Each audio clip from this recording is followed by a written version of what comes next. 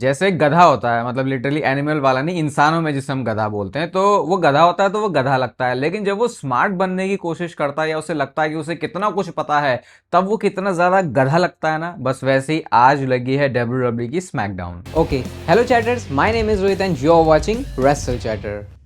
तो इस वीडियो में आज स्मैकडाउन को रिव्यू करने वाले हैं, और भाई कुछ तो अजीब अलग होने वाला है आज इस रिव्यू में। मुझे याद है मैंने एक रॉ का रिव्यू में टाइटल डाला था, this is great tattiest raw of all time. तो हिस्ट्री बुक्स में आज भी वो याद रखा जाता, मुझे कमेंट आ ही जाता वो कि भैया याद है आपने एक बार टाइटल में ऐसा डाला था। तो आज भी शायद ये स्मैकडाउन के रिव्यूज में कुछ अलग रिव्यू होने वाला है, क्योंकि क्या किया है डब्ल्यू ने। मैं ये नहीं कह रहा कि शो बेकार है, देखो डब्ल्यू ने क्या चीजें करी हैं। तो सबसे पहले जो शो की स्टार्टिंग है वो निक ऑल्डिस के साथ होती है। निक ऑल्डिस कहते हैं भैया उन्हें रीइंस्टेट कर दिया गया है, अब वो जनरल मैनेजर बन गए हैं। और उसके बाद वो इंट्रोड्यूस करते हैं सीएम पंक को, जिनकी एक जो आई है वो ब्लैक हुई पड़ी थी। तो सीएम पंक रिंग में आते हैं। सबसे पहले तो अभी माहौल समझा देता हूँ आपको कि माहौल ऐसा है कि सीएम पंक चैंपियन बन गया, जो कि अनएक्सपेक्टेड है एकदम से। इंटरनेट पे लोगों ने इस बारे में कॉल आउट किया सीएम पंक को कि भैया तूने तो वही हरकत कर दी, वो हिपोक्रेट वाली जो मैंने आपको बात समझाई थी। तो वो चीज सीएम पंक के चेहरे पे भी आप देख सकते। मुझे नहीं पता कि आप इंसानों के चेहरे कितने अच्छे से पढ़ लेते हो, लेकिन सीएम पंक का चेहरा देख के वो पता चल रहा था कि बहुत ज्यादा वो उस चीज को लेके प्राउड भी नहीं थे कि वो अनडिस्प्यूटेड चैंपियन बन गए। मैं पूरी वाइब बता रहा हूं आपको सीएम पंक की।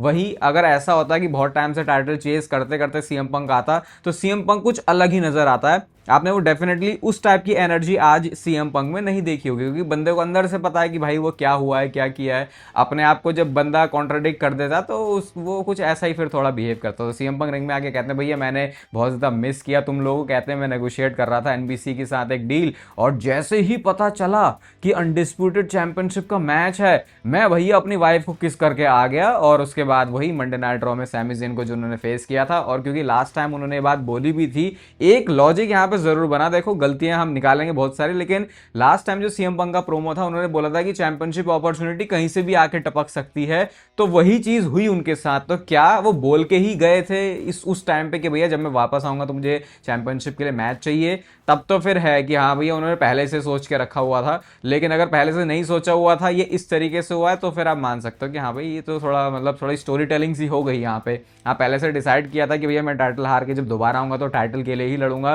तो फिर ये रॉक बनने वाली बात हो गई, वही चीज जिससे सीएम पंक को प्रॉब्लम थी। इसके बाद कहते हैं मैं दूसरे चैंपियंस की तरह नहीं हूं, मैं इसको डिफेंड करूंगा, मैं इसको रेसल करूंगा। आई थिंक ये चीज अब इतनी ज्यादा काम नहीं करेगी आपके लिए बोलना एज चैंपियन, क्योंकि कोडी रोड्स ने भी वही चीज करी। लेकिन एज चैंपियन फिर कोडी रोड्स के साथ चीजें कैसी होती हैं वो हमको पता है। तो कोडी रोड्स ने इस बात को बोलने का जो मजा है उसको खराब कर दिया, और कहते हैं कि अगर तुम्हें लगता है कि मेरे पास ये टाइटल है जो कि तुम्हें बिलोंग करता है, तो आ जाओ भैया मैं तुम्हारे सामने इसको डिफेंड करूंगा। सैमी जेन का नेम यहाँ पे ड्रॉप किया सीएम पंक ने। सीएम पंक कहते हैं कि देख सोशल मीडिया पे जो भी हुआ वो सब कुछ मैंने देखा है, मैं अंडरस्टैंड कर सकता हूं कि तू कैसा फील कर रहा है। तो सीएम पंक ये कहना चाह रहे हैं क्या कि भाई जो मैंने लूट फेर करी तेरे साथ, क्योंकि वो मेरे साथ भी हुई है, इस चीज को वो फील कर रहे हैं। कहते हैं अगर तुझे चैंपियनशिप मैच चाहिए तो भाई तू आ सकता है। उसके बाद वो गुंथर का नेम ड्रॉप करते हैं, फिन बैलर का भी नेम ड्रॉप यहाँ पे किया गया। अबे तुम फिन बैलर का नाम तो ले लेते हो, कभी तुम उसको दे भी दिया करो चीजें। तुम्हें पता है कि फैंस को ये चीज, अबे भाई डब्ल्यूडब्ल्यू के क्रिएटिव लोग सोचते क्या है, तुम्हें जब समझ में आ गया कि ये चीज चाहिए फैंस को, तो वो दे क्यों नहीं देते? और जब देते भी हो तो ऐसे कि भाई ये क्या दिया तुमने यार, पता नहीं क्या चलता है डब्ल्यूडब्ल्यू में। फिन बैलर का भी नेम वो लेते हैं, रॉयस कीज का भी नाम लिया, डेमन प्रीस्ट का नाम क्यों निकाल दिया सीएम पंक ने वो मेरे को नहीं समझ में आया। फिर उसके बाद वो ट्रिक विलियम्स का भी नेम लेते हैं, लेकिन म्यूजिक प्ले होता है कोडी रोड्स का। अच्छा जी तुमने सारे नाम ले लिए हैं, तुमने कोडी रोड्स का ही नाम नहीं लिया। जैसे कि ओ भैया एकदम से हम शॉक हो जाएंगे कोडी रोड्स का म्यूजिक सुन के, पता नहीं क्या सोचा डब्ल्यूडब्ल्यू ने यहाँ पे।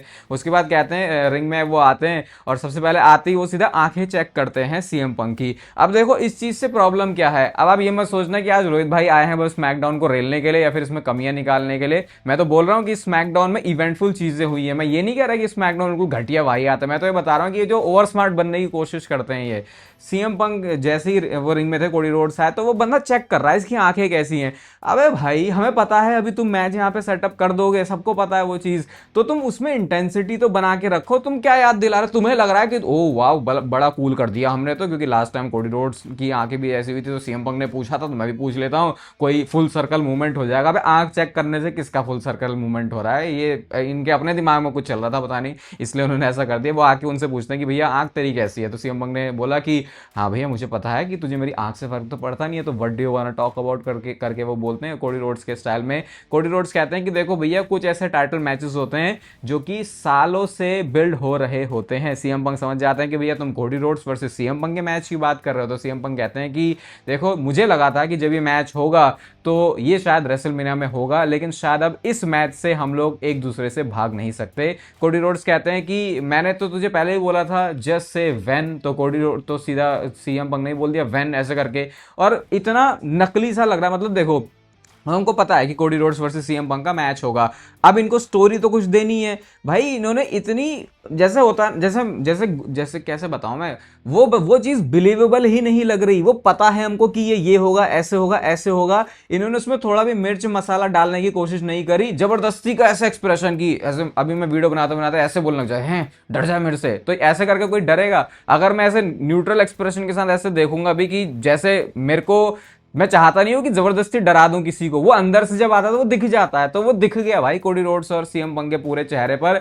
ऐसा लग रहा है कि एक स्क्रिप्ट उन्हें दे दी थी, अच्छा समर स्लैम के लिए मैच करना ही है तो चलो आगे इसे ऐसे कर देते हैं, क्योंकि डब्ल्यूडब्ल्यू का यही प्लान है समर स्लैम के लिए। इनको करना था, कर सकते थे, लेकिन जिस तरीके से ये इस मैच को ऑफिशियल करने की राह पे चले इस प्रोमो में, जबकि सीएम पंक के एक्सप्रेशंस की, उनके प्रोमो की मैं कितनी तारीफ करता हूं, और सोचो चैंपियनशिप जीतने के बाद उनका पहला प्रोमो मैच सेटअप करने के लिए वो कैसा होना चाहिए था, वो उसके कहीं पे भी आसपास भी नहीं था। मुझे तो लग भी नहीं रहा कि ये दोनों इंटरेस्टेड खुद भी हैं इस मैच को करने के लिए। कोडी रोड्स ने फिर बोला, कोडी रोड्स तो भाई बहुत बुरा, जब इंटेंसिटी लानी होती है तो हक देता है। वो मैंने एक बार आपको बताया भी था, वो कौन सा मैच हुआ था अभी इससे पहले, जब एकदम से जब क्या होता है वो, जब मैच होने ही वाला होता है उससे पहले this is your champion, this is your challenger करके बोलते हैं, तो कोडी रोड्स ने उस टाइम पे कैसे एक जबरदस्ती का एक्सप्रेशन निकाला था। तो वो तो खैर है, उस चीज में गड़बड़ करता ही रहता है। आज तो फिर और गड़बड़ करनी थी, सीएम पंक ही कर रहा था, मैं तो कर ही सकता हूँ फिर। तो समर स्लैम करके उन्होंने बोल दिया। सीएम पंक ने भी बड़ा नकली सा ऐसे गुस्सा दिखाते हुए हैंडशेक किया है। अभी तो तुम एक दूसरे की ओंजू मोंजू कर रहे, ऐसे चिन पकड़ के कर रहे हैं, अब तुम एकदम से इंटेंस हो गए उस चीज को लेके। तो उसके बाद फिर हाथ मिलाया उन्होंने, हाथ बात खींचा भी, और ऐसा करके निक ऑल्डिस ने पीछे से बोला कि ओहो शायद मैच हो गया ऑफिशियल, ठीक है, CM Punk versus Cody Rhodes at SummerSlam. तो बड़ा ही डब्ल्यूडब्ल्यू का घटिया तरीका लगा मुझे समर स्लैम के इस मैच को ऑफिशियल करने का, बट ये चीज होनी थी तो उनका चलो भैया निपटाया, चलो करके आ गए, हो गया, ठीक है। समर स्लैम में मैच अब हमें मिल गया है CM Punk versus Cody roads का अनडिस्प्यूटेड चैंपियनशिप के लिए। इसके बाद शो पर नेक्स्ट मैच आता है फिन बैलर वर्सेस टामा टोंगा के बीच में। टाला टोंगा यहाँ से बहुत ज्यादा डिस्ट्रैक्ट कर रहे होते हैं, और मुझे तो लगा था कि ये मैच जीतने नहीं वाला फिन बैलर, क्योंकि ये स्टोरी को स्लो कुक करते रहते हैं ना, स्लो कुक करके इतना स्लो कुक करते हैं, वो कुक ही होती रहती है, कभी खाने को तो मिलती ही नहीं है वो। लेकिन आज डब्ल्यूडब्ल्यू ने थोड़ा मुझे लग रहा है अलग रूट लिया, उन्होंने फिन बैलर को, मतलब फिन बैलर इस मैच में जीत गए हैं। कूडी ग्रास फिनिशर उन्होंने लगा, और एक पॉइंट पर उन्होंने बाहर डाइव भी कर दी थी, जिसकी वजह से टाला टोंगा भी ढेर हो जाते हैं। लेकिन अभी ये पीछा नहीं छोड़ने वाले फिन बैलर का, क्योंकि मैच जीत गए, इसका मतलब ये नहीं कि ये राइवलरी यहीं पे खत्म हो जाएगी। इसके बाद नेक्स्ट बैक स्टेज से सेगमेंट था, और वैसे तो मुझे आज इस वीडियो में हम गधे मूवमेंट इंट्रोड्यूस करना चाहिए था, लेकिन ठीक है चलो। निक ऑल्डिस बात कर रहे होते हैं कॉल पे सैमी ज़ेन से। अब ये तो बताना ही है कि अनडिस्प्यूटेड चैंपियन सैमी ज़ेन तो है नहीं। सोचो ये क्या हरकत है, अनडिस्प्यूटेड चैंपियनशिप जो कि स्मैकडाउन का टाइटल है, वो टाइटल चेंज हुआ मंडे नाइट रॉ में, क्योंकि भाई उनको शिकागो वाली वो सारी अपनी सेटिंग बिठानी थी। उसके बाद वो जो बंदा टाइटल हारा वो स्मैकडाउन में आया भी नहीं है, और उसके पीछे रीजन तो देना, देखो ये है वो गधा जब स्मार्ट बनने की कोशिश करता है, वो कहते हैं कॉल पे हाँ मुझे पता है। जैसे मान लो यहाँ पे मेरा कोई यार दोस्त है, ठीक है, तो मेरे को पार्टी में जाना है, वो कह रहा है पार्टी में चलना है, तो मेरे को एक नकली कॉल करना होगा कि भाई मैं पार्टी में नहीं जा सकता, तो मैं क्या बोलूंगा कि हाँ भाई अच्छा तू कह रहा था ना कि जल्दी निकल जाना, तो ठीक है मैं निकल ही रहा हूँ बस अब। हाँ यार वैसे तो जाना था पार्टी में, लेकिन अब यार ये काम जरूरी इंपॉर्टेंट है। तो मैंने कैसे बता दिया ना उसे कि मैं पार्टी में नहीं आ सकता, एक बहाना सा बना दिया।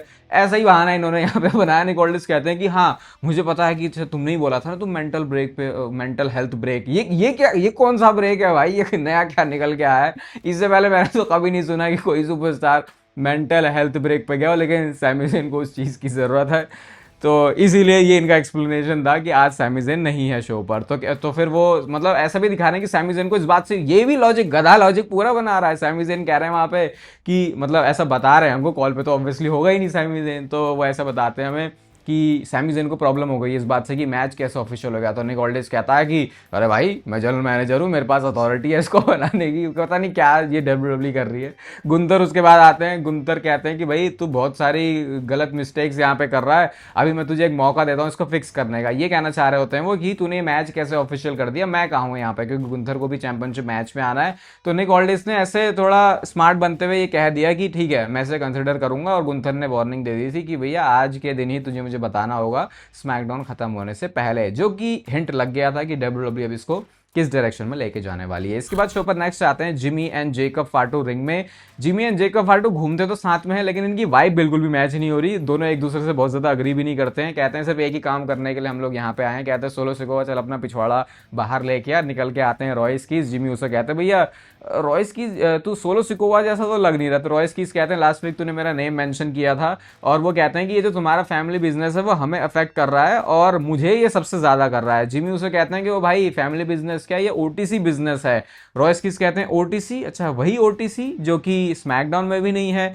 इतने में जेकब फाटो को लगा भैया ठीक था, जेकब ये जिमी ऊसो जे ऊसो के बारे में बकवास तुम कर लो, लेकिन तुम रोमन के बारे में कुछ नहीं बोल सकते। जेकब फाटो स्टेप अप करते हैं, कहते हैं भाई कुछ भी बोल ले, ओटीसी के बारे में मत बोल, प्लीज डोंट गो देयर, ऐसे करके उन्होंने वार्निंग भी और थोड़े भाईचारा में समझा भी दिया। जिमी ऊसो कहते हैं कि भैया तू तो ये हमारी फैमिली का पार्ट भी नहीं है।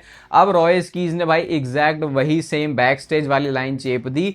ये मतलब सोचो ये बिलियन डॉलर कंपनी है, वो शो टीवी पे आ रहा है, 2 घंटे वो लगते हैं, तुम वही सेम लाइन कैसे चिपका देते हो। ये नहीं है कि रोमन रेंस एक्नॉलेज मी बोल रहा है, ये नहीं है कि कोडी रोड्स अपनी स्टोरी के बारे में बोल रहा है, वो सेम लाइन चिपकाना कैरेक्टर का पार्ट है। ये कैसी बात है कि तुमने वही सेम बात जो कि बैक स्टेज में बोली थी वो दोबारा बोल दी। कहता है कि फैमिलीज तो ब्लड से नहीं बनती, वो तो लॉयल्टी से बनती है। इन्हें क्या लगा कि अच्छा बैक स्टेज हो गया, अच्छा अभी टीवी पे तो नहीं बोला, ठीक है हमारा थोड़ा दिमाग कम लगाना पड़ेगा ना, ठीक है यही वाली लाइन चिपका देते हैं। रॉयस कीज ने वही वाली लाइन दोबारा से बोल दी। कहते हैं मैंने अपने कितने फैमिली मेंबर्स खोए हैं।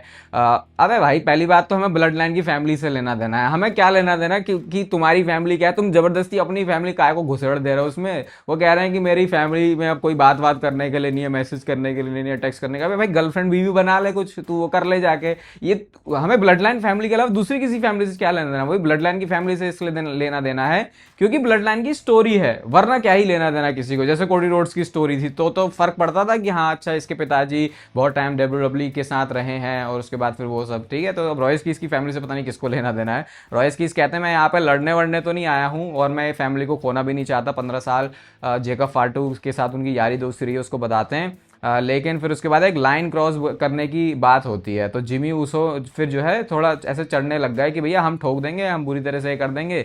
जेकब फाटू कहता है अबे हम वी की बात कहाँ से कर रहे हैं, ये तो तू अपना देख सीधा। मतलब वो बंदा उसके साथ आया है, अब उसको सिर्फ वो फिर जेकब फाटो पे करने क्या आया। अच्छा सोलो सिकोवा से तुम बात करने आए तो तुम जेकब फाटो का वैसे बिल्कुल भी साथ नहीं दोगे, स्पेशली रॉयस की इसके केस में तो बिल्कुल भी साथ नहीं दोगे। तो जेकब फाटो वहां से जाने लगते हैं। इसमें प्रॉब्लम ये है कि जो जेकब फाटो कर रहा है वो सही है, लेकिन जिमी ऊसो का खुद का अस्तित्व क्या है। मतलब जिमी जेकब फाटो से ऐसे ही बात कर सकता है, तो वो तो खुद ही मान रहा है कि अच्छा सुपीरियर ज्यादा जेकब फाटो है, जबकि ऐसा तो कुछ है नहीं अगर आप स्टोरी में देखोगे तो, क्योंकि वो तो उल्टा जेकब फाटो भी हार के ही आया है रोमन रेंज से।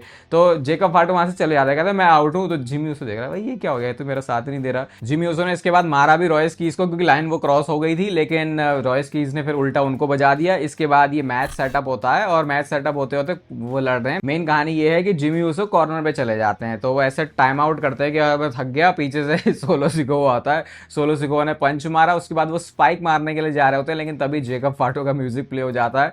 मुझे लगता है ये वाला स्पॉट डब्ल्यूडब्ल्यू को हटा देना चाहिए। कि कौन सा वाला, जैसे वो मुस्तफा अली जब मनी इन द बैंक जीतने के लिए ऊपर बिल्कुल चढ़ा हुआ था लैडर पे, ब्रॉक लेसनर की म्यूजिक की वजह से उसने वो उतार सकता था वो। अब स्पाइक तो तुम तब भी मार सकते हो, उसको आने में टाइम तो लगेगा। तुम डर गए क्या, या मतलब तुम्हें कोई अटैक सा पड़ गया जो तुम वो नहीं कर सकते। मुझे लगता है ये स्पॉट ही डब्ल्यूडब्ल्यू को हटा देना चाहिए, इसकी जगह डब्ल्यूडब्ल्यू को कुछ और एक्सपेरिमेंट करने चाहिए, क्योंकि ऐसे में वो बंदा बहुत ज्यादा पप्पू लगता है। तो जैसे ही जेकब फाटो का म्यूजिक प्ले हुआ तो फिर स्पाइक वो रख नहीं पाए और जेकब फाटो सीधा जाते हैं फिर मारने के लिए सोलो सिकोवा को। और ऐसे गए जेकब फाटो मारने के लिए भी कि उन्होंने वो क्लोज लाइन जो मारी उसमें वो चाह रहे थे कि दोनों बैरिकेड के पीछे गिर जाएं, लेकिन वो हुआ नहीं। और जिमी ऊसो ने स्पीयर मार के इस मैच में पिन कर दिया रॉयस कीज को। भैया ये स्पीयर कब से मतलब ऐसा अच्छा जड़ने लग गया ये जिमी यूसुफ, वो मुझे समझ में नहीं आया। लेकिन रॉयस कीज के हालात सोचो भाई, वो बंदा रॉयस कीज का चला क्या है ये ड्रामा, पहले वो आया, उसको फिर दिखाया नहीं तुमने टीवी पे, फिर एकदम से दिखाया कि भाई ये तो चैंपियनशिप मटेरियल है,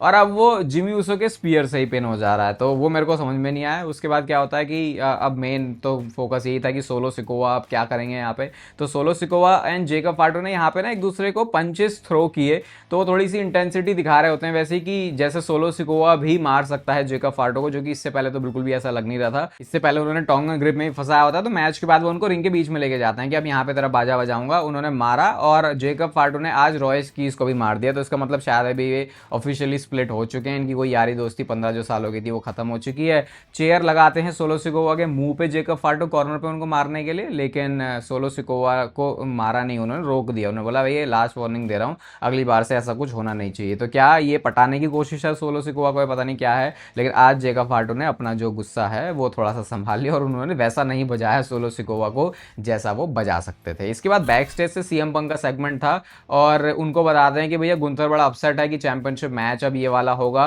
वो कहते हैं होना भी चाहिए, तभी तो मेरे को ऐसे चैलेंजर्स मिलेंगे। और उसके बाद जॉनी गार्गानो और कैंडिस लेरे वहां पे होती हैं। और अब देखो यहाँ पे डब्ल्यूडब्ल्यू ने फिर से क्या हरकत करी है, मेरे को गुस्सा आ गया यहाँ पे इस सेगमेंट को देख के। तो क्या हुआ, सैमी ज़ेन ने गिव अप नहीं किया जॉनी गार्गानो के ऊपर कि एक बंदा कभी उठ जाएगा, मतलब वो लेटा है, यही तो इनकी स्टोरी है। वॉइस ऑफ वॉइसलेस उन्होंने सैमी ज़ेन को बोला था क्या कि जो जॉनी गार्गानो के बिहाफ पे बोलता है, जो उसके दुख दर्द समझ सकता है, सैमी ज़ेन चैंपियन बना था। तो वो कहते हैं कि कुछ होप थी, लेकिन अब ऐसा लग रहा है कुछ नहीं बदलेगा क्योंकि सीएम पंक तेरे पास टाइटल आ चुका है। इसके बाद सीएम पंक ने बोला कि ये कौन है, मैं तो जॉनी रेसलिंग को जानता हूं, ये जो भी तुम कर रहे हो ये चीज काम नहीं करने वाली। अब ये क्या लोग हैं भाई, यही लोग जॉनी गार्गानो को ऐसा बुक कर रहे हैं। उसके बाद यही लोग अपने शो में ये चीज स्क्रिप्ट करते हैं कि सीएम पंक ये बोले कि ये काम नहीं कर रहा। अबे तो जब तुम्हें समझ में आ रहा है कि ये काम नहीं कर रहा तो बंदा लेटा क्यों पड़ा है। मजदूरी मैच के मजदूर रेसलर्स भी तो हैं, उनमें ही तुम जॉनी गार्गानो को डाल दो। क्योंकि अब भाई अगर जॉनी गार्गानो सक्सेसफुल हो गया ना, या इसने कुछ भी ऐसा कर लिया डब्ल्यूडब्ल्यू में, मैं क्या करूंगा मुझे तो नहीं पता, लेकिन ये चीज हो ही नहीं सकती। तुम लिखवा के ले लो ये चीज, अब जॉनी गार्गानो के साथ कुछ नहीं हो सकता, या इतना समझो कि वो जो लेवल उनका पहले था वो लेवल आ ही नहीं सकता। और डब्ल्यूडब्ल्यू को भी पता नहीं, ये शायद बात पता है इसलिए उन्होंने शायद उन्हें लटा दिया, लेकिन अब बोल रहे हैं कि ये चीज काम नहीं करेगी और बुलवाया भी अपने ही, मतलब समझ रहे हो। अगर आपको समझ में आया कि मैं क्या ये डॉट्स बनाने की कोशिश कर रहा हूँ या क्या मैं आपको समझाने की कोशिश कर रहा हूँ, उनको भी पता है कि ये जो चीज है वो नहीं काम करेगी जॉनी गार्गानो के लिए, तो फिर तुम कर क्यों रहे हो। वो उठ के आएगा एक दिन और तुम सोचोगे भैया हम स्मैकडाउन में पॉप हो गए, तो वो चीज़ बिल्कुल भी नहीं होने वाली। वो खड़ा हो जाएगा, ठीक है, वो 2 सेकंड के लिए कुछ होगा, उसके बाद फिर वही है कि हाँ ये मजदूरी मैच का मजदूर रेसलर दोबारा से बन गया है। तो ये डब्ल्यूडब्ल्यू जो जबरदस्ती का स्मार्ट बनने की कोशिश कर रही है, मत करो भाई, बहुत ज़्यादा बुरे लग रहे हो तुम इसमें। इसके बाद नेक्स्ट मैच आता है शो पर, Jade Cargill versus Alexa bliss के बीच में। रिंग साइड पे बहुत ज़्यादा चुल होती है, जेड कारगिल ने अपने फिनिशर के साथ इस मैच को जीत लिया और आज डब्ल्यूडब्ल्यू ने वो वाला मूवमेंट दोबारा से रिक्रिएट किया जो कि एलेक्सा ब्लिस ने एक बार सारे फैंस को स्केयर दिया था। क्योंकि उनका ये जो हाथ है ना वो थोड़ा ज़्यादा मुड़ जाता है, पता नहीं कैसे, जैसे मेरा हाथ यहाँ से यहाँ नहीं जाएगा लेकिन उनका मुड़ जाता है वो, तो वैसे करके वो दिखा रही होती हैं कि जैसे उनका हाथ टूट ही गया। तो वो एक आई थिंक अच्छा एंगल था इसको सेल करने के लिए। इसके बाद नेक्स्ट मैच आता है शो पर कार्मेलो हेस वर्सेस ट्रिक विलियम्स के बीच में, और इस मैच में एक वो चीज़ हुई है जो कि एक्सपेक्टेड थी बहुत टाइम से, क्योंकि आज शो पर रिटर्न हो चुका है बैरन कॉर्बिन का, और मेरी उम्मीद से ज़्यादा अच्छा रिएक्शन मिला बैरन कॉर्बिन को। उन्होंने कार्मेलो हेस को पहले तो अपना मूव नहीं परफॉर्म करने दिया, डिस्क्वालिफिकेशन से मैच एंड हो जाता है। इसके बाद और हाँ, वो नई चैंपियनशिप भी आई है ट्रिक विलियम्स की, जो कि बड़ी ज़्यादा सूट कर रही है उनके कैरेक्टर के ऊपर। तो उन्होंने कार्मेलो हेस को मारा, ट्रिक विलियम्स को मारा, उस टाइटल को भी वो पकड़ते हैं, और एंड ऑफ डेज फिनिशर आज हमें डब्ल्यूडब्ल्यू प्रोग्रामिंग में देखने को मिला है। ऐसा लग रहा है कि आंखों पे मतलब थोड़ी सी आंखों की हाइड्रेशन बढ़ा दी वो दोनों जो मूव्स हिट किए उन्होंने, और चैंपियनशिप भी वो पकड़ते हैं। उसके बाद वो चैंपियनशिप उन्होंने पटक भी दी ट्रिक विलियम्स के ऊपर। अब मुझे एक बात समझाओ भाई, अब अभी तो ये टीकेओ वाले सुपरस्टार्स को रिलीज कर रहे हैं कि जो भाई उम्र दराज हो चुके हैं, इनका फ्यूचर तो कुछ है नहीं, तो वही पैटर्न फॉलो होना चाहिए ना। अब मैं ये नहीं कह रहा मुझे बैरन कॉर्बिन के आने से कोई प्रॉब्लम है, फिर ये 41 साल का बैरन कॉर्बिन कैसे आ रहा है। तो ये तो वही बात हो गई ना कि हम कहानी कुछ भी चिपका देंगे। अगर मुझे शेमस को निकालना है तो मैं कुछ भी कहानी चिपका सकता हूं, अगर मुझे न्यू डे को निकालना है मैं कोई भी कहानी चिपका सकता हूं, लेकिन अब मुझे बैरन कॉर्बिन चाहिए। और मैं सोच रहा हूं कि उसी मेंटालिटी के साथ तुम ये कैसे सोच सकते हो कि बैरन कॉर्बिन के साथ भी हम कुछ कर लेंगे। तो क्या है ये, क्यों है ये तो एक बंदे के मूड पे है। जैसे बीवी गर्लफ्रेंड होती है ना कि हाँ आज मूड है तो आज अच्छी बातें बोल ली, कल मूड बेकार हो गया तो बुरी बातें बोल ली। मतलब बॉयफ्रेंड और हस्बैंड भी ऐसे ही होते हैं, ये सिर्फ लड़की के लिए नहीं बोल रहा मैं।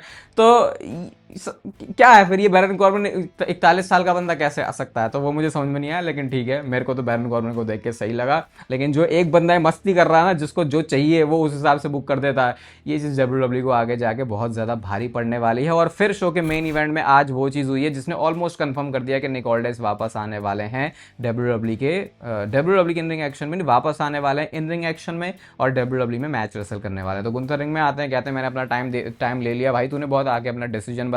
लेने देने से याद आया भाई कि नेचुरल टीन का जो ठंडाई फ्लेवर वाला यीस्ट प्रोटीन है वो भी स्टॉक में है। ये बहुत जल्दी स्टॉक आउट हो जाता है, 1.5 महीने बाद ही आया है। और जैसे मैंने आपको बोला भी भाई, वे प्रोटीन के जो प्राइस है वो थोड़े ज़्यादा साइड पे जा रहे हैं। तो अगर आप स्विच कर लोगे यीस्ट प्रोटीन पे तो आपकी जेब पे थोड़ा हल्का पड़ जाएगा। और ठंडाई फ्लेवर अगर आप इसका टेस्ट करोगे तो शायद फिर आपके लिए और ज़्यादा मुश्किल हो जाएगा किसी और प्रोटीन पे स्विच करने के लिए, क्योंकि इसके टेस्ट की वजह से ही इसकी जो डिमांड है वो इतनी ज़्यादा रहती है। क्योंकि प्रोटीन इनटेक तो ऑलमोस्ट सारे ही प्रोटीन आपका फुलफिल कर देंगे, लेकिन फिर बात टेस्ट की आ जाती है। बाकी हम मोटी पार्टी वाले हो तो ठीक है, आपके लिए वे प्रोटीन भी अवेलेबल है। नेचुरल टीन पे जाके R1 वाला कोड आप लोग यूज कर लेना एक अच्छे से प्यारे से डिस्काउंट के लिए। निक ऑल्डर्स आते हैं, निक ऑल्डर्स ने आके ये बोला कि मैं तुझे वो चीज दूंगा जो तुझे चाहिए, मैं तुझे CM पंक भी दूंगा, मैं तुझे दूंगा कोडी रोड्स भी, लेकिन ये होंगे टैग टीम मैच में। यहाँ पर टैग टीम मैच ऑफिशियल कर दिया भाई निक ऑल्डर्स ने। कहते हैं गुंथर तेरा पार्टनर होगा सैमी ज़ेन, जो कि इक्वली उसको भी चैंपियनशिप मैच में मौका मिलना चाहिए। और सैटरडे नाइट्स मेन इवेंट के लिए इन्होंने टैग टीम मैच ऑफिशियल कर दिया। ये गुंथर को पागल बनाने के लिए बहुत सही चीज थी। और देखो गुंथर कितना ज्यादा, गुंथर के कैरेक्टर में इतना मजा क्यों आता है भाई, ये बंदा बिलीवेबल ही इतना है। ये सुनने के बाद जो भाई खड़की अंदर से पूरी गुंथर की, उनने जो स्लीपर होल्ड पेले हैं आज निक ऑल्डर्स को, ऐसी हालत उन्होंने कर दी निक ऑल्डर्स की कि अगले हफ्ते निक ऑल्डर्स निकल के कैसे आएगा। और वो समर स्लैम में गुंथर वर्सेस निक ऑल्डर्स के मैच के हम लोग जो रूमर सुन रहे हैं या स्पेकुलेशन जो है, शायद डब्ल्यूडब्ल्यू ने आज उस चीज को ऑलमोस्ट कंफर्म भी कर दिया है। और अच्छा लगेगा भाई निक ऑल्डर्स को वापस से एक्शन में देखते हुए, क्योंकि जब वो सूट के अंदर से उनकी अच्छी वाली बॉडी निकलेगी तो वो शायद हम फैंस के लिए एक अच्छा मूवमेंट होने वाली है। बाकी उसी बॉडी के लिए आप लोग डिस्क्रिप्शन और पिन कमेंट चेक करना, नेचुरल टीन का लिंक आपको मिलेगा। R पंत वाला कोड आप यूज करते हो तो आपको एक प्यारा सा डिस्काउंट भी मिल जाता है। इस वीडियो को यहाँ तक देख रहे हो तो इसे लाइक कर दो, चैनल को सब्सक्राइब कर दो ऐसे डेली डब्ल्यूडब्ल्यू से रिलेटेड कंटेंट के लिए। बाकी तब तक फिर लेते रहो जिंदगी के मजे।